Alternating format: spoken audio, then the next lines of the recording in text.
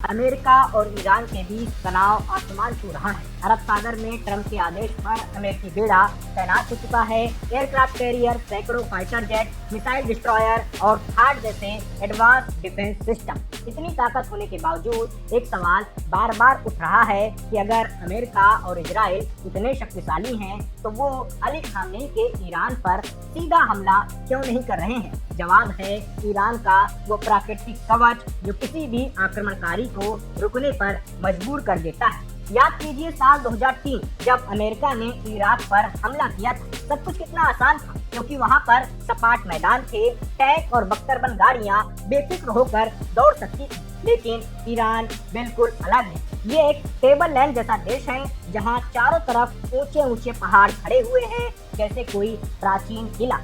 ये पहाड़ इराक की सीमा से होर्मुज स्ट्रेट तक फैले हैं। कई समानांतर परतों से बने होने की वजह से कोई भी सेना खुले मैदान में यहाँ पर नहीं लड़ सकती है। उसे सकरे दर्रों और घाटियों से गुजरना पड़ेगा जहाँ ईरानी डिफेंस पहले से ही तैयार बैठी रहती है। खुजिस्तान के तेल समृद्ध मैदानों से तेहरान की ओर बढ़ने पर कोशिश करें तो ऊंचे दर्रों में गर्मी और बर्फ दोनों चुनौती बन सकते हैं। भारी हथियार और सप्लाई ट्रक फंस सकते हैं। उत्तर में अल्बोर्ज पर्वत दूसरी मजबूत दीवार है। कैस्पियन सागर के किनारे 600 किलोमीटर तक फैले जहां माउंट दमावन जैसी 5610 मीटर ऊंची चोटी है, पूरे मध्य पूर्व की सबसे ऊंची चोटी। उत्तर से घुसने वाली सेना को समुद्र से थोड़ी ही दूर हजारों मीटर की खड़ी चढ़ाई करनी पड़ेगी। पहाड़ पार करने के बाद सामने आता है ईरानी पठार जहां दश्ते कबीर और दश्ते लूत जैसे विशाल नमक रेगिस्तान है। निर्जन पानी की कमी वाला वो इलाका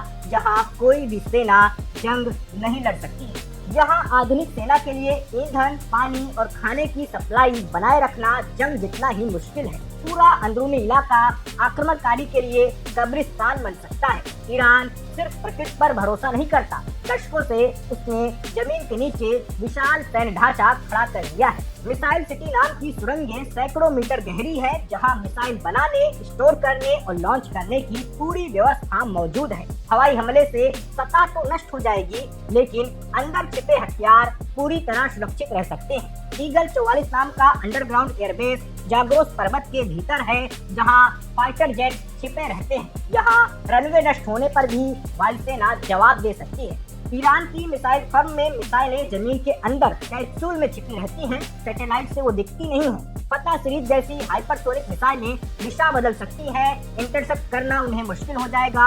ईरान की रणनीति मोज़ेक डिफेंस की है, लेयर्ड और लचीली, जो समय बर्बाद करती है और हमलावर को ज्यादा नुकसान भी पहुंचाती है। सेना कई मामलों में स्वतंत्र कमांड में बटी हुई है। बसीज जैसे स्वयंसेवी गुरिल्ला युद्ध के लिए हमेशा तैयार रहते हैं। शहरों, सकरे रास्तों में फंसा कर सप्लाई लाइन काट सकते हैं, युद्ध को लंबा खींच सकते हैं। ट्रंप की सेना कितनी भी ताकतवर हो, ईरान का ये कवच प्रकृति और इंजीनियरिंग का कमाल है जो खामेनी का बाल भी बाका नहीं होने देगा। यही वजह है कि सीधा जमीनी हमला सिर्फ बातों में रह जाता है और अमेरिका कभी भी ईरान में अपनी सेना नहीं उतार सकता है।